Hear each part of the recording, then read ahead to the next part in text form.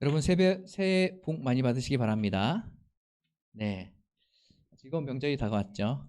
예, 명절이 다가오면 어, 참 기대함도 있고, 또 가족들 같이 만나는 것에 대한 기대도 있고, 또 기쁨도 있고 한 것 같아요.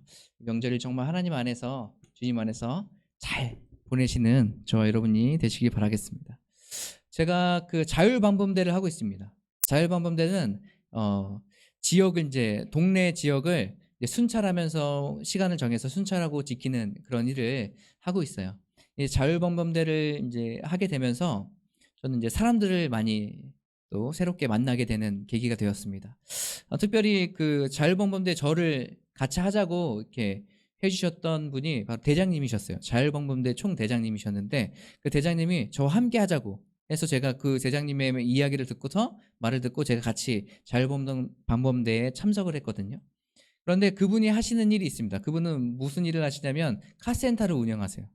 그래서 그분이 카센터를 운영하시는데 구로 지역의 대부분에 있는 지역의 그 지구대의 경찰차가 그곳에서 이제 수리를 많이 받아요. 그래서 막 줄 서서 수리 받고 세차도 하고 막 그렇게 합니다. 저도 지역에 카센터 아는 데가 없기 때문에 또 대장님 만났기 때문에 저도 차에 문제가 생기거나 또 엔진오일 갈거나 할 때는 항상 그 카센터를 방문해서 이제 고침을 받습니다. 어, 참 대장님이 저랑 관계가 있어서 같이 그 카센터에 갈 때마다 참 은혜가 있어요. 공짜로 넣어주시는 것도 많고 정말 빵꾸를 때우는데도 이런 거 갖고 돈을 받냐고 하면서 그냥 공짜로 놔야 해주시고, 웬만한 점검 이런 것도 공짜로 해주시고, 워셔액 그냥 넣는 것도 다 그냥 공짜로 해주시고, 너무 큰 은혜를 제가 받고 있습니다. 제가 그런 은혜를 받을 때마다 우리 대장님께 더 충성해야겠다는 생각을 했습니다. 카센터를 운영하시는데 그 작은 아들이 있는데요. 작은 아들이 카센터의 반 정도를 할애해서 뭘 하냐면 손세차를 해요. 손세차를 하는데 저도 이제 명절이고 하니까 또 마침 문을 열었다고 해서 그럼 매상도 올려줄 겸 가서 제 차를 세차하겠습니다 하고선 제가 세차를 하러 출발을 했거든요. 출발해서 그곳에 도착해서 세차해 주세요 하고 이제 대장님께 인사드리고 이제 세차해 주세요 했는데 그 대장님이 옆에 아들이 이제 다 와 있는 거예요. 그 아들 둘이 같이 세차를 하고 있는데 아들들한테 목사님 오셨다. 그 세차 잘 해드려라 이렇게 얘기했습니다. 저는 좀 민망하더라고 갑자기. 그런데 제가 그 얘기를 듣고 나서 아차 싶었어요. 왜냐하면 제 차가 너무 더러웠거든요. 차가 아주 쓰레기장인 거예요. 쓰레기장뿐만 아니라 제가 좀 치운다고 치웠는데 밑에 막 보니까 과자 부스러기부터 시작해가지고 요구르트 먹다 남은 거랑 뭐 여러 가지가 거기에 다 있는 거예요. 제가 그 차를 맡기고 나서 그때부터 막 걱정이 되기 시작한 거예요. 편안하게 맡기고 그냥 들어오니까 당연히 세차해 주는 거 돈 주고 하는 거니까 그냥 철면 앞에 그냥 철면미 깔고 그냥 맡겨도 되는데 아는 사람이잖아요. 그렇죠? 또 저분들이 제가 누군지 알아요? 목사인 줄 알아요. 목사님 오셨다 이 얘기가 저에게 굉장히 큰 충격으로 다가왔어요. 그래서 그때부터 막 걱정이 되기 시작하는 거예요. 그래서 제가 그 세차하는 데를 계속 두리번 거리면서 많이 더럽죠? 더럽죠? 이 얘기를 몇 번을 했는지 몰라요.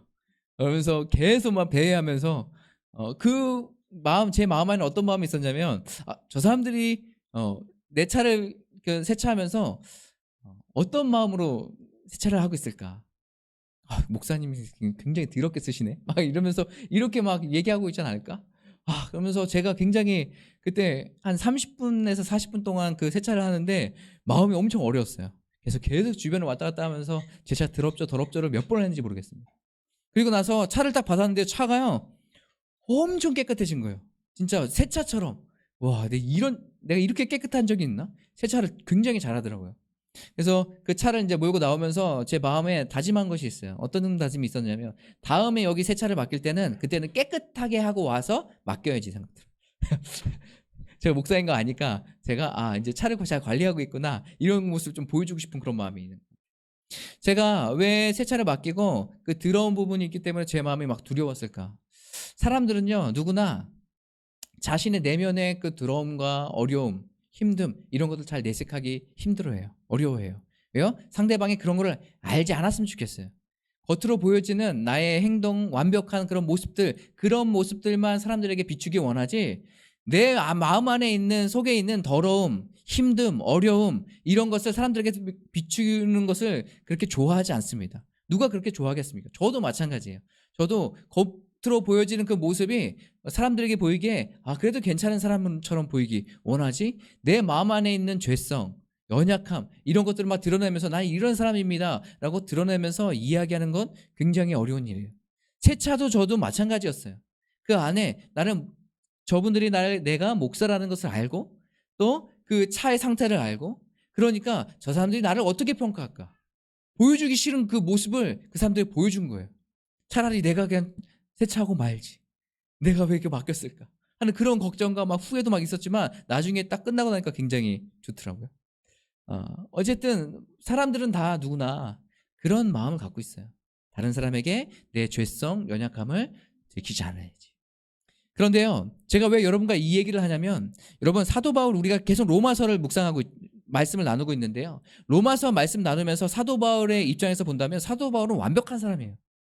믿음의 신앙인으로서 정말로 완벽한 사람 아니겠습니까? 전에는 물론 그리스도인들을 박해했던 사람이지만 예수님을 만나고 난 이후의 그 삶은 정말 완벽한 믿음의 삶이 아니겠어요? 복음을 전하고, 때로는 정말 죽음을 각오하면서까지 복음을 전하는 그런 모습. 어렵고 힘든 상황이지만 어떻게든 복음을 전하고 개척하고 각 지역에 가서 이방인들에게 복음을 전하는 그런 삶을 살아가는 그 사도 바울의 모습. 그 사람들과 같이 모여있을 때는 항상 신앙을 얘기하고 어떻게 믿음을 지키며 살아갈지를 얘기했던 그 사도 바울.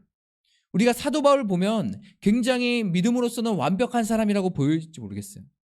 그런데 오늘 말씀 1절에 그러므로부터 시작하거든. 그러므로라고 이야기하고 있는데요, 이 그러므로가 왜 나왔을까? 우리가 7장의 말씀에 보면 그 그러므로가 왜 나왔는지 이유를 알 수 있습니다. 제가 한번 읽어드릴게요. 21절에 이렇게 나와 있습니다. 그러므로 내가 한 법을 깨달았노니. 이 사도 바울이 믿음의 생활을 하면서 예수 그리스도를 만나고 나서 그 다음에 자기가 삶을 살아가는데, 믿음의 삶을 살아가는데 자기가 깨달은 것이 있다라는 거예요. 그 깨달은 것이 무엇인지 여러분과 같이 나누려고 합니다. 곧 선을 행하기 원하는 나에게 악함이 함께 있다라고 얘기해요. 나는 예수님을 만났어요. 예수님을 만나고 이제부터는 예수님 복음을 증거하며 선하게 살아가려고 약속 마음에 굳게 잡고, 그리고 나는 그런 삶을 살아야지 다짐을 하지만, 그 안에 여전히 내 안에 뭐가 있다는 거예요? 지금 사도 바울 안에 악이 있다는 거예요. 악이 있다는 거예요. 그러면서 이런 얘기를 계속합니다.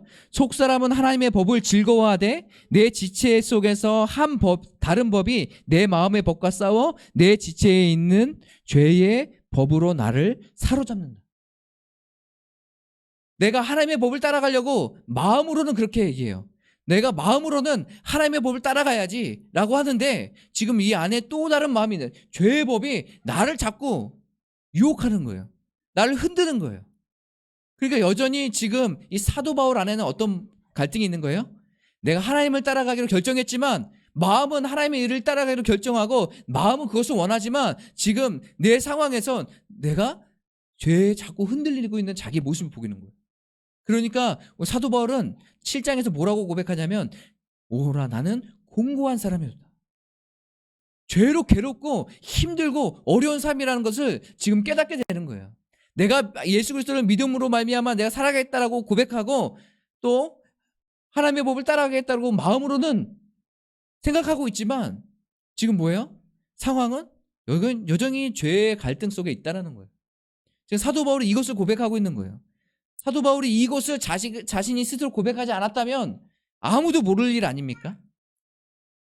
왜요? 믿음의 지금 삶을 잘 살아가고 있고, 누가 봐도 참 지도자라고 지금 사람들이 여기고 있는 사도 바울이 지금 자신의 연약함을 고백하고 있는 거예요.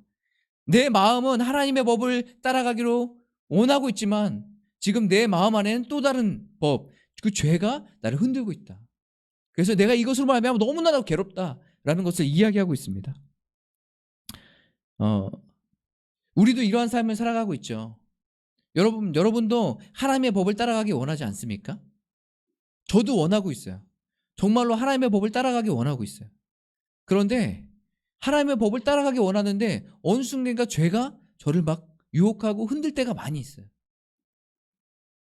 그것 때문에 또 넘어지고 쓰러지는 제 모습을 보면서 또 괴로워하고, 저는 그래서 이 사도 바울의 마음이 이해가 돼요. 아, 이런 마음이겠구나. 내 마음은 진짜로요, 하나님의 뜻을 따라가고 하나님의 말씀을 따라가고 하나님께서 기뻐하시는 대로 행하며 살아가기 원하는데, 죄가 또 나를 유혹하고 그때마다 또 죄의 연약함을 제가 쓰러지고 넘어지고 또 괴로워하고 힘들어하고 다시 하나님 붙잡아야지. 그런데 똑같이 또 죄를 짓고 하는 그런 모습이 있는 저를 보면서 저도, 와, 나도 진짜 공부하다. 정말 괴롭다. 그런 마음이 들 때가 너무 많이 있어요. 이게 지금 사도 바울의 상태인 거예요. 그런데 사도 바울의 상태가 여기서 끝이 아닙니다. 끝이 아니라 그 다음에 뭐를 얘기하냐면 하나님께 감사하다고 이야기하고 있어요. 그 감사라고 얘기하고 있는 이 이유는 무엇입니까? 내가 공고한 자리에 있지만 내가 죄에서 해방할 수 있는, 죄에서 벗어날 수 있는 방법이 있다라는 것이에요. 그 방법을 오늘 이 8장 말씀을 통해서 여러분과 함께 나누려고 합니다. 오늘 8장 1절 말씀 한번 같이 보시겠습니까? 8장 1절 우리 함께 읽도록 하겠습니다. 시작. 그러므로 이제 그리스도 예수 안에 있는 자에게는 결코 정죄함이 없나니. 그러므로 자신은 지금 죄 가운데 있어서 괴롭고 힘들고 연약하지만, 지금 힘든 상황 가운데 있지만 내가 하나님께 감사할 수 있어요. 감사할 비결이 있는데 그것은 뭐예요? 그러므로 이제 그리스도 예수 안에 있는 자에게는 결코 정죄함이 없나니 라고 이야기하고 있습니다. 2절 한번 같이 보실까요? 이는 그리스도 예수 안에 있는 생명의 성령의 법이 죄와 사망의 법에서 너를 해방하였습니다. 어떤 사본에서는요, 너를 말고 나를 이라고 쓴 데도 있어요. 두 개가 동일하게 사용할 수도 있습니다. 그러니까 그리스도 안에 있는 뭐가 있다고요? 생명의 성령의 법이 있다라고요. 그 생명의 성령의 법으로 말미암아서 사망의 법을 이길 수 있다라는 것이에요. 그래서 그 생명의 법이, 그 성령의 법이 우리를 그 죄에서 해방시켰다고 이야기하고 있어요. 여러분, 사단이 우리를 가장 잘 공격하는 것이 바로 우리를 죄책감을 들게 하는 거예요. 정죄감을 주는 거예요. 저도 이런 것들을 많이 받게 돼요. 여러분과 같이 말씀을 나누는 입장에서 설교를 막 준비하잖아요. 설교를 막 준비하고 있으면 제 마음에 어떤 마음이 드는지 아세요? 네가 이런 말 할 자격이 있어? 이런 말 계속 들어요. 네가 이런 죄를 졌고 이렇게 넘어졌었는데 네가 앞에 나가서 이렇게 말씀을 전할 자격이 있어? 그러면서 저에게 죄책감과 정죄감을 계속 심어주는 거예요. 그때마다 설교를 준비하다가 잠시 멈춰요. 왜요? 이게 해결이 안 되는 거예요. 내가 과연 이런 말을 할 수 있는 자격이 되나? 그러면서 정죄감이 막 들기 시작하는 거예요. 죄책감이 들기 시작해요. 그럴 때마다 제가 어떻게 할까요? 저는 이 말씀을 의지해요. 우리 주 그리스도 예수 안에 있는 자에게는 결코 정죄함이 없나니. 내 힘으로는 할 수 없죠. 내 힘과 능력, 내 지혜로는 내가 이것에서 벗어날 수 없어요. 우리가 이것을 정죄하면서 해방될 수 있는 그런 강력한 키는 어디 있냐면 바로 예수 그리스도 안에 있는 것이에요. 그러니까 우리가 지금 항상 어떻게 고백해야 됩니까? 예수님 안에 가야 되는 거예요. 예수님, 내 삶 가운데 오셔서 나에게 함께해 주시고 그 생명의 성령의 법으로 말미암아서 내가 이 정죄감에서, 죄책감에서 해방될 수 있도록 인도해 주시옵소서 라고 고백하는 우리의 삶이 되시길 간절히 바랍니다. 그래서 우리가 계속 기도하는 거예요. 여러분, 이 정죄감이라는 것은 어떤 것을 얘기하냐면 이 사도 바울의 입장에서 봤을 때 이 원어의 뜻도 그래요. 우리가 형벌이 있는데 그 형벌의 확정을 얘기하는데 우리가 예수님과 하나님의 나라의 백성에서 끊어진 상태를 얘기하는 거예요. 그리고 이 정죄감이란 어떤 마음을 주냐면 그것으로 말미암아서 주어지는 우리의 두려운 마음이 있는 거예요. 두려움을 찾아봐요. 그러니까 정죄감이 굉장히 힘들고 어려운 것이에요. 사단은 우리를 계속해서 이것으로 공격하는데 지금 사도 바울은 뭐라고 얘기합니까? 나도 그런 사람이야. 죄성이 있는 사람이야. 여전히 괴롭고 힘든 사람이야. 그런데 우리에겐 방법이 있어. 어떤 방법이요? 예수 그리스도 안에 있는 성령의 생명의 법으로 말미암아서 우리가 해방될 수 있다는 것을 이야기하고 있어요. 사랑하는 성도 여러분, 여러분 안에 정죄함이 있고 죄책감이 들 때마다 여러분, 여러분의 자신을 의지하지 말고 능력을 의지하지 마세요. 무엇을 의지해야 됩니까? 바로 예수 그리스도를 의지하세요. 성령을 의지하세요. 그것으로 말미암아 여러분들이 그 주님 안에서 해방될 수 있어요. 자유로워질 수 있어요. 이것을 기억하시기 바라요. 그래서 날마다 우리는 어떻게 됩니까? 죄책감과 싸워야 되는 거예요. 싸워야 되는 거예요. 이 싸움의 방법은 어떤 싸움의 방법이라고요? 주님을 의지하는 거예요. 예수 그리스도를 바라보는 거예요. 그 바라보는 말미암아서 우리가 그 해방될 수 있다는 것을 여러분 기억하시기 바라요.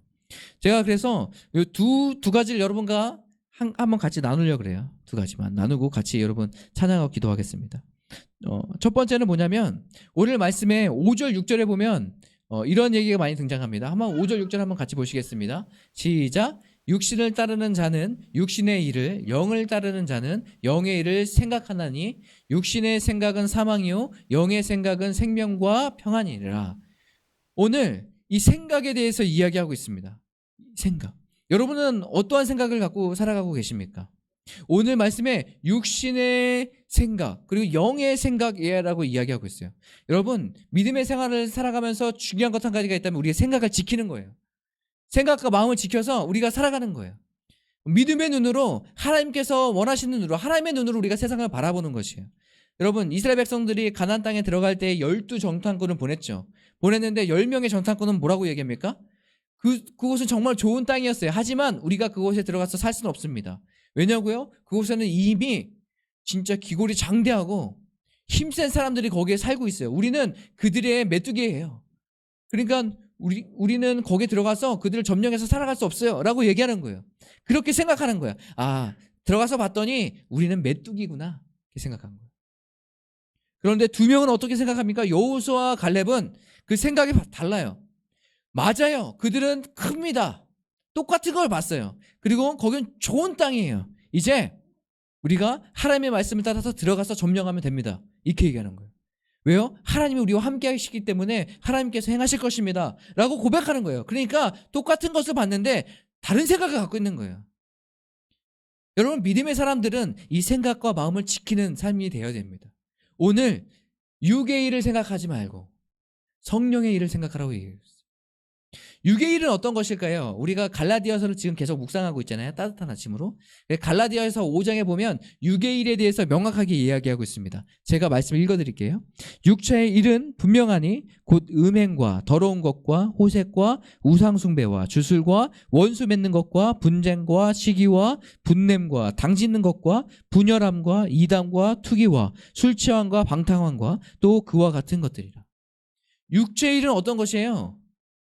죄 지으며 살아가는 것이에요. 세상에서 악하다고 하는 것을 다 갖고 살아가는 것을 이해하고 있어요. 그러면 성령의 일은 어떤 것일까? 이 영의 일에 대해서 또 갈라디아서 5장 똑같은 말씀, 그 밑에 말씀이 바로 나와 있습니다.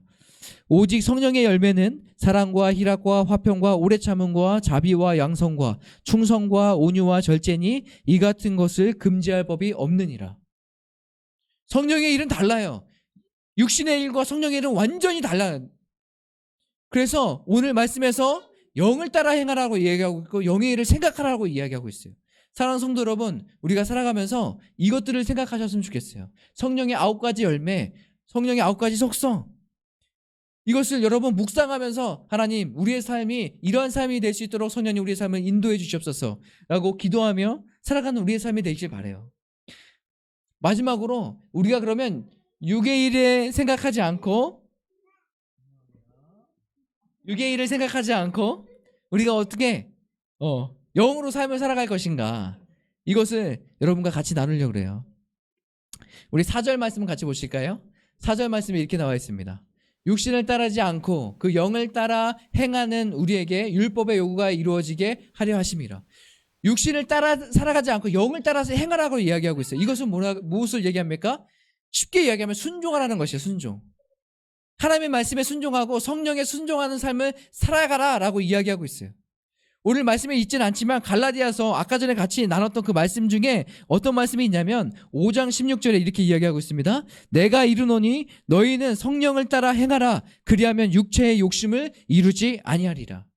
성령을 따라 행하는 사람들에게는 어떻게 해요? 육체의 일을 이루지 않는다라고 이야기하고 있어요. 그래서 우리의 삶 안에 정말로 하나님께서 기뻐하시는, 찾으시는, 원하시는 그런 믿음의 삶을 살아가는 하나님의 백성들이 되기 원한다면 우리는 어떠한 삶을 살아야 됩니까? 날마다 성령의 충만함을 구하시면서 성령께서 말씀하시는 대로 행하며 하나님의 말씀에 순종하며 삶을 살아가야 된다는 것이에요. 이것이 바로 어떤 삶입니까? 하나님 믿음의 삶이에요. 여러분, 사단은 우리를 지금도 공격해요. 네가 그럴 자신이 있어? 네가 그래도 그렇게 얘기할 만한 사람이야? 너 죄 지었잖아. 너 이런 마음 품고 있었잖아. 너 그때 행동을 생각해봐. 계속해서 우리에게 정죄하고 우리에게 죄책감을 심어줘요. 여러분, 그때마다 여러분 어떻게 하라고요? 우리가 예수 그리스도를 바라보십시다. 예수 그리스도 안에 있는 생명의 성령의 법이 우리를 해방시켜 주실 거예요. 죄로 말미암아 죽을 수 없는 우리에게 생명을 허락해 주실 거예요. 이것을 기억하시면서 우리가 주님 안에 있기를 간절히 소망합니다. 이 시간에 같이 찬양하고 기도했으면 좋겠는데요. 같이 찬양하실 때에는